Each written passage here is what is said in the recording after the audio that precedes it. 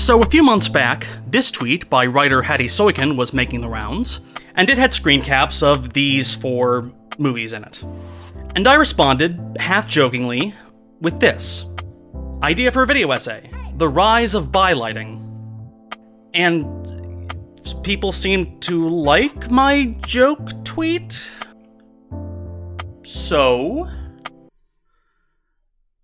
wanna talk about bylighting? So if you ask me how I'm doing, here is my reply. I'm getting by. I'm getting by. Oh yeah, I'm letting my bi flag fly. First off, what is bylighting? Well, any lighting that replicates the color scheme of the bisexual flag, that being pink, blue with purple in between. The flag itself dates back to 1998, when an activist named Michael Page designed it to increase bi visibility within the LGBT community. I don't care if you wear high heels or a tie. You might just catch my eye because I'm definitely bi. Of course, it wasn't the first time an artist set pink next to blue. And of course, neon pinks and blues defined so much of what we consider the 80s look.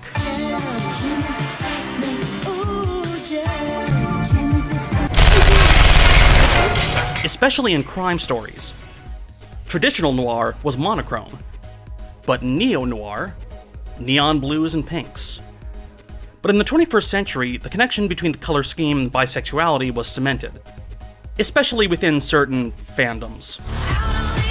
Lady Gaga used a purple palette in this video, and last year, Charlize Theron's explicitly bisexual character in Atomic Blonde was bathed in pinks and blues. That's just the way you make me feel.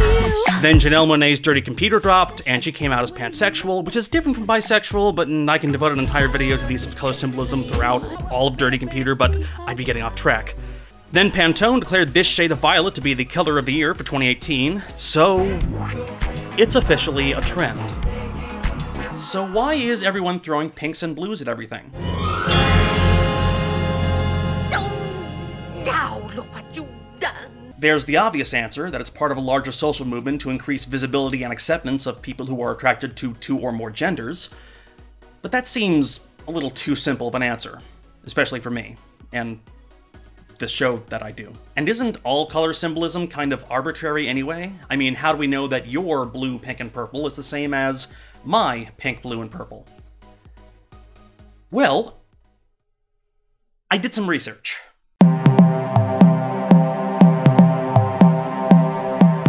Now, I'm not a scientist, so if I botch this explanation, go easy on me. So, light moves in waves, and the wavelength determines how that color appears to the human eye. Your eye can only pick up a small band of the complete electromagnetic spectrum. These are called pure colors, or spectral colors. So how does the eye see color?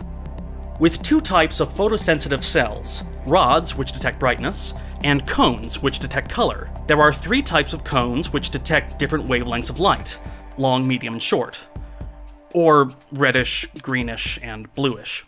All the colors you can see are combinations picked up by these 3 cells, which can be measured. Now, if you graph these values in a 3D space and then calculate the values on each axis required to replicate every spectral color, you get this U shape. If you compress this visually onto a 2D plane, then fill in the shape, you have a full representation of every color the human eye can detect, arranged as absolute values relative to each other. This graph is called the CIE chromaticity diagram, commissioned by the International Commission on Illumination in 1931, CIE being the acronym for the French name of the group. And this is the ultimate authority on what colors are what. Everything on this line is a pure color. And this line, the space in between the reddest red and the violetest violet, is called the line of purple. These aren't spectral colors, but combinations of short and long wavelengths of light. And that is where bylighting lives. Science! So where can we see bylighting in nature? Well, there's a reason most sci-fi uses pinks, blues, and purples as a quick shorthand for Alien. Was a one-eyed, one-horn, flying purple people eater. One-eyed, one-horn, flying purple people eater.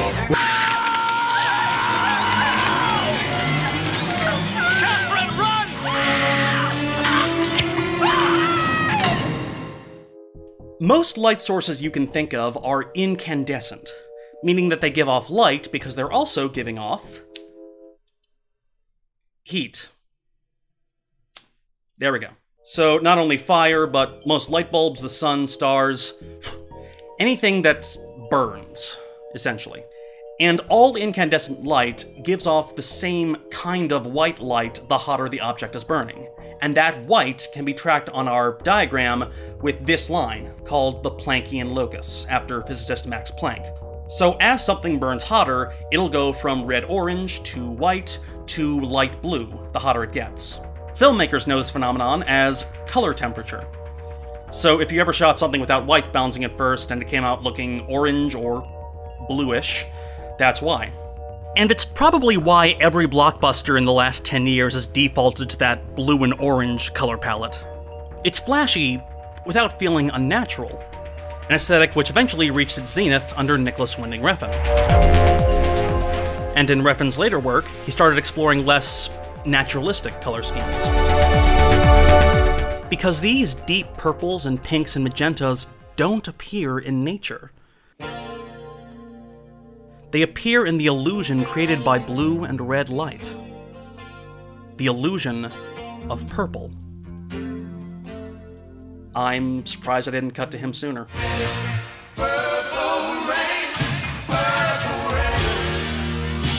Purple has always been an elusive color, rarely found in nature. And when it is, it's usually a signal not meant for us, but rather for something with a wider range of vision. These flowers are purple not for us, but for their pollinators. But let's put the science aside and use the simplest possible definition of purple. Blue plus red. The symbolism of blue is... well, I did a whole video about it. Blue stretches, yawns, and is away. And red is often used as blue's contrast. And so, purple represents the unity of opposites, blue and red united. And so for many cultures, purple is the connection between heaven and earth, between God and humanity. Which is what people mean when they say purple is a royal color. So if it's so uncommon in nature, why is it becoming so common in movies? Well, I have a theory. And it has to do with the screen that you're looking at right now.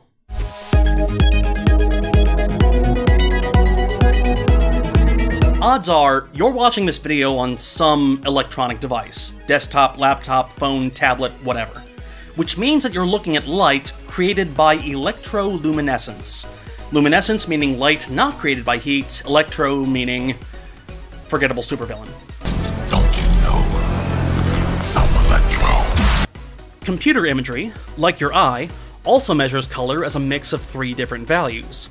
Each pixel of this screen is made of a red, green, and blue light, and the brightness of those lights determine the color displayed on the screen. So if we map that over our chromaticity diagram, the brightest red, the brightest green, the brightest blue, you get this. Depending on the intensity of your screen's LEDs, it can display any color inside of this triangle. The area inside this triangle is called the gamut, as in running the gamut. This is fundamentally different from how film has traditionally been shown.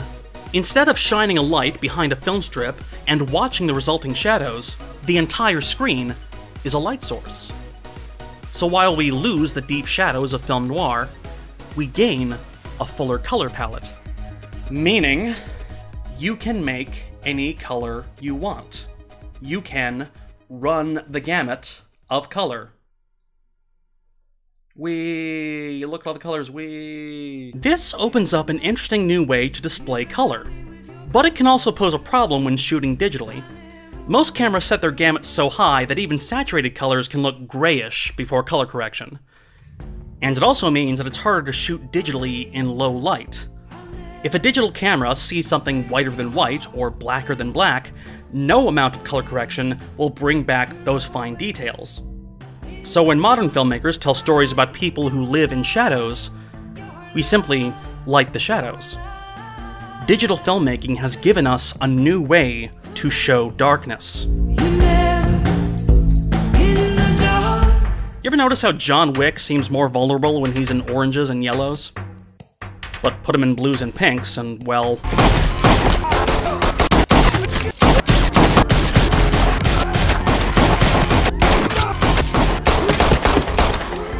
Good evening, Mr. Wick. Good evening. How may I be of service? Is the doctor in? So, it's aesthetically liberating. And also, politically liberating. There's a great mic interview with cinematographer Ava Berkovsky where she describes her process with lighting black actors for HBO's Insecure. She was taught conventional Hollywood wisdom that to light black actors, make sure they're in a bright setting. Which works fine, if you're doing a sitcom. But if you're working with HBO to make something look cinematic, it's a problem. Even more so if you're telling a story of a late 20-something black woman who spends a lot of time in dimly lit nightclubs. It's long been a problem for people of color on film because film has a history of being racist. Not just the film industry, mind you, film itself has a history of being racist. For most of movie history, film stock was manufactured with white subjects in mind, which is fine if you're lighting Humphrey Bogart, but poor Dooley Wilson looks underlit. Directors of color have long challenged this history by showing how darker skin tones can look beautiful even in low lighting. With Selma, it was just so deeply embedded in our, love of our people. And also just, we really were always playing with the idea of the black body. There's a whole scene where there's two dark men, David Oyelowo and Coleman Domingo, sitting in a dark jail cell. That was our first day of shooting. So that was the first day to go to the studio, and they were like,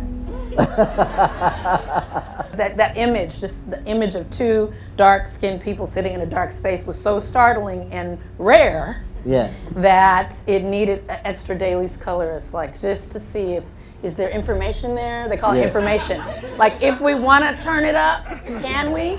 And of course, it's long been an industry secret that bluer lights are kinder to darker skin. Consider Terrell Alvin McCraney's play, In Moonlight, Black Boys Look Blue, which was turned into a feature film you might have heard of. So, if we're going to get serious about getting a wider range of skin tones, cinematic representation, this is a great way to do it. It, quite literally, makes the darkness brighter, and gives us a better look at people who've been pushed to the shadows. Or maybe we just like watching scenes set in nightclubs. But then again, why do clubs use it?